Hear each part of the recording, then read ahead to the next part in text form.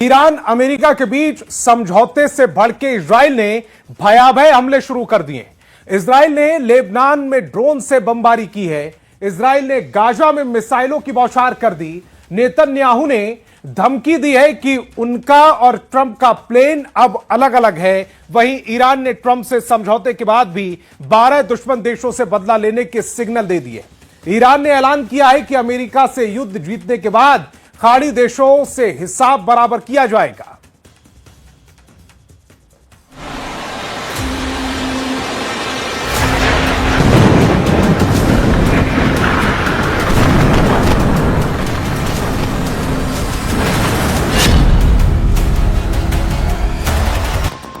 Israel ने Lebanon में final assault शुरू कर दिया है।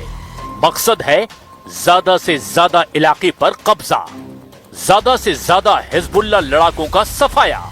वो भी तब जब अमेरिका ईरान ने समझौता कर लिया है। दोनों देशों के सुप्रीम लीडर ने समझौते पर मुहर लगा दी है। 39 दिनों का युद्ध, 110 दिनों बाद समझौता।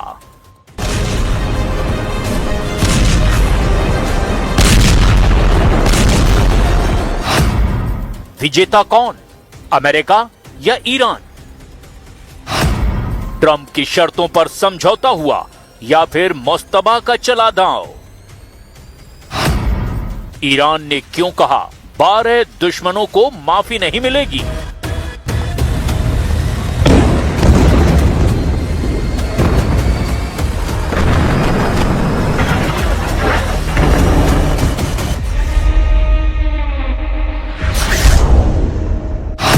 ये समझौता 60 दिनों तक युद्ध नहीं करने का हुआ है।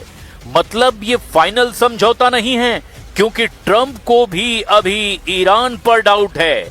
लेकिन ईरान को कोई डाउट नहीं, ईरान युद्ध के लिए बिल्कुल रेडी है। वजह इजराइल है। इजराइल ने ताबड़तोड़ हमले जारी रखे हैं।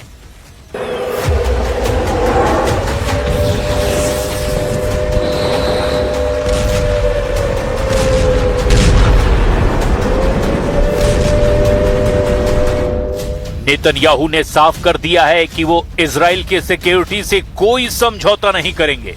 उन्होंने दो टूक कहा कि ईरान को कभी भी परमाणु हथियार नहीं बनाने देंगे। दक्षिणी लेबनान के बफर जोन से भी इजरायली सेना पीछे नहीं हटेगी। यानी ट्रंप की शांति पहल के बीच नेतन्याहू ने नया सख्त संदेश दे दिया है। मगर ईरान चाहता है कि स्थायी समझौता तभी होगा जब इजराइल लेबनान से वापस लौट जाए। हालांकि अमेरिका की दलील है कि इजराइल की वापसी वाली शर्त इस डील में शामिल नहीं है। मतलब ये कि समझौता दिखावे के लिए भले ही कर लिया गया, लेकिन बारूदी टकराव की पूरी गुंजाइश बची हुई है। क्योंकि इजराइल लेबनान में जितनी जमीन पर कब्जा कर चुका है, वो उसे छोड़ने के लिए तैयार नहीं। इजराइल धमकी दे रहा है कि अगर ईरान ने एटमी प्रोग्राम बंद नहीं किया तो युद्ध तेहरान तक फैलेगा। इजराइल चेतावनी दे रहा है कि अगर ईरान ने मिसाइलें खत्म नहीं की तो उसे दोबारा दहलाया जाएगा।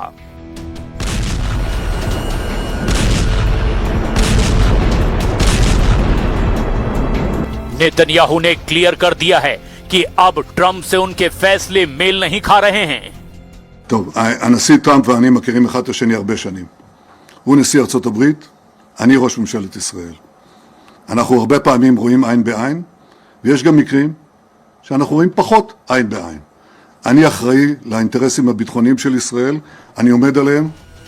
जबकि ट्रंप ने जैसे ही समझौते पर कलम चलाई, ईरान ने युद्ध में जीत का ऐलान कर दिया। ईरान ने उसे स्टाइल में दावा ठोका है जिस स्टाइल में उसने 39 दिनों तक तमाम दुश्मनों को मिसाइलों की मार से बेदम किया। मसूद पजेश्कियन ने समझौता होने के बाद कहा, ये एक ऐतिहासिक दस्तावेज है और एक शक्तिशाली ईरान का संदेश है। शांति केवल परस्पर सम्मान की छाया में ही साकार होगी। ईरान का इस्लामी गणराज्य अपनी गरिमा और स्वतंत्रता को बनाए रखे हुए है। वैश्विक शांति, प्रगति और क्षेत्रीय सहयोग के प्रति हमेशा प्रतिबद्ध और दृढ़ रहेगा। ईरान की लीडरशिप की तरफ से आ रहे बयानों से बिल्कुल साफ होता जा रहा है कि कि ये समझौता ईरान की शर्तों पर हुआ है।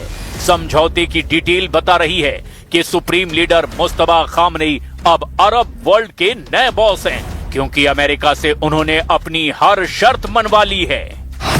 जैसे ईरान शिया मुस्लिम देशों में जितने चाहे उतने लड़ाका ग्रुप बना सकता है। ईरान जब भी मुश्किल में फंसेगा वो हॉर्मुज को हथियार की तरह इस्तेमाल कर सकता है। ईरान सऊदी अरब, यूएई और कतर जैसे दुश्मनों के पर कतर सकता है। कुवैत, बहरीन और ओमान को ईरान अपने ग्रुप में जोड़ सकता है। इन सबसे खतरनाक प्लान यह है कि अब रूस चीन को ईरान खाड़ी में फुल स्पेस दे सकता है। ईरान अरब वर्ल्ड का सबसे पावरफुल देश बन चुका है। अमेरिका को घुटने पर लाने के बाद ईरान उन दुश्मनों से बदला लेने की तैयारी कर सकता है जिन्होंने युद्ध में अमेरिका को मदद पहुंचाई है। दुश्मनों की लिस्ट में वही देश हैं जहां अमेरिका के सैन्य अड्डे हैं। ट्रंप से डील करने के बाद ईरान के टारगेट पर सऊदी अरब के आने का नंबर पहला होगा, क्योंकि प्रिंस सलमान पर ईरान ने युद्ध भड़काने के आरोप लगाए हैं। सऊदी अरब से निपटने के बाद ईरान बहरीन को अपने मिसाइलों का जोर दिखा सकता है, क्योंकि बहरीन ने ईरान पर आंतरिक मामलों में दखलंदाजी के आरोप लगाए। ईरान बहरीन का फारस की खाड़ी में टकराव है। कुवैत को भी ईरान कुचलने का प्लान बना सकता है, क्योंकि कुवैत में अमेरिकी हथियारों का बहुत बड़ा जमावड़ा है। इसके साथ ही संयुक्त अरब अमीरात को ईरान सबसे सख्त सजा दे सकता है।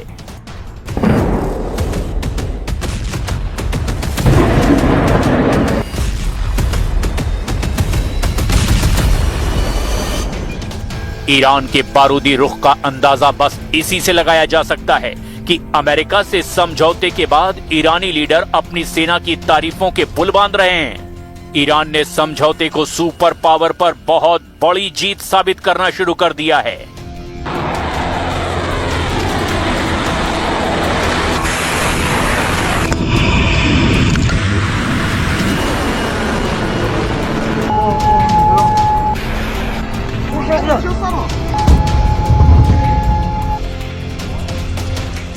که این علم پیروزی میدان که دشمنان ما هم گفتن و دوستان ما هم دیدن، ملت ما هم یه عظمت رو دیدن که نیروهای مسلح ما हकीकत तो यही है कि फिलहाल ईरान के पास बढ़त है, अमेरिका बैकफुट पर है।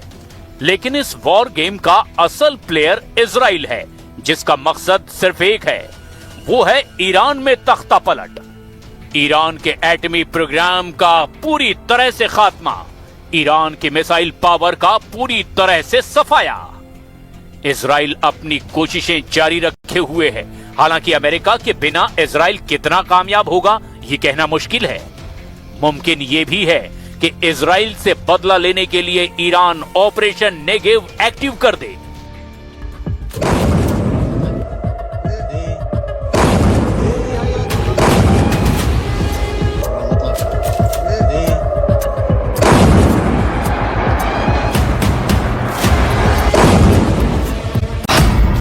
आखिर क्या है ऑपरेशन नेगेव? इजराइल को कैसे चोट पहुंचाना चाहता है ईरान? तो जवाब है खून का बदला खून, और परमाणु का बदला परमाणु होने जा रहा है। ईरान ने कह दिया है कि युद्ध तुमने शुरू किया, इसे खत्म हम करेंगे।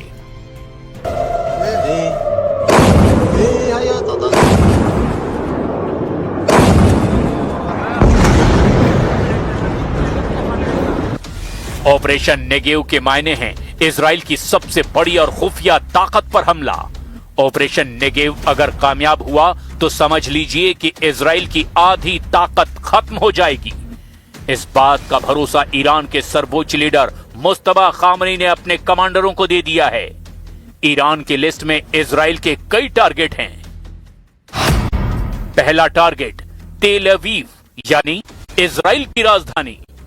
दूसरा टारगेट हाइफा पोर्ट सिटी। तेल अवीव और हाइफा दोनों जगह ईरान की मिसाइलें पहले भी बरस चुकी हैं। तीसरे टारगेट पर इजराइल का सबसे खास परमाणु ठिकाना है, नेगेव में डिमोना रिएक्टर पर जहां ईरान किसी भी वक्त हमला कर सकता है। चौथे टारगेट पर मिलिट्री बेस नेवातीम है, ये भी नेगेव में है। इसीलिए नेगेव के 2 बड़े अड्डों को टारगेट पर लेकर ईरान अपना ऑपरेशन नेगेव शुरू कर सकता है। ईरान जानता है कि अमेरिका की ऐसी ताकत है जिसका वो सीधे सीधे मुकाबला नहीं कर सकता, लेकिन हाइफा और तेल अवीव वाली बमबारी से वो अमेरिका को हद में रहने के लिए आगाह कर सकता है, क्योंकि ऑपरेशन नेगेव में उन अमेरिकी अड्डों पर बमबारी का प्लान भी है जहां डिफेंस सिस्टम की दीवार नहीं, खाड़ी देशों में अमेरिका के जितने भी अड्डे हैं वहां उसके बहुत ही खतरनाक हथियार हैं। यहां अमेरिका का F-16 भी है, F-15 भी है, F-18 भी तैनात है और मौके मौके पर F-22 और F-35 जैसे स्टेल्थ फाइटर भी अमेरिका यहां तैनात करता रहता है। इसमें ईरान के लिए सबसे बड़ा खतरा है कतर का अल उदैद एयरबेस, जो पूरे पश्चिम एशिया में अमेरिका का सबसे बड़ा मिलिट्री बेस है। यहां अमेरिका के अलावा ब्रिटेन की रॉयल एयरफोर्स भी तैनात है। दोनों देशों के यहां करीब 150 फाइटर जेट और बाकी विमान और ड्रोन भी तैनात रहते हैं। यहीं से अमेरिका पूरे पश्चिम एशिया पर नजर रखता है।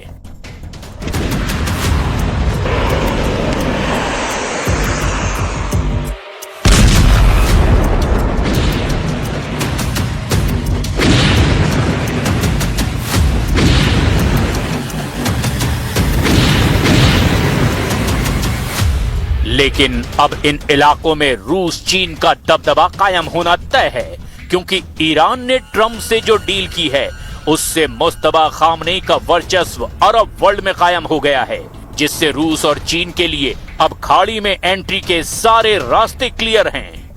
रूस और चीन दोनों ने युद्ध में ईरान का खुलकर साथ दिया है। ये दोनों देश ईरान को अब हाईटेक हथियारों से लैस करने का मौका हाथ से जाने नहीं देंगे। ये बात भी पक्की है कि जैसे ही रूस चीन का दखल बढ़ेगा, अमेरिका खुद को खाड़ी युद्ध से दूर नहीं रख पाएगा।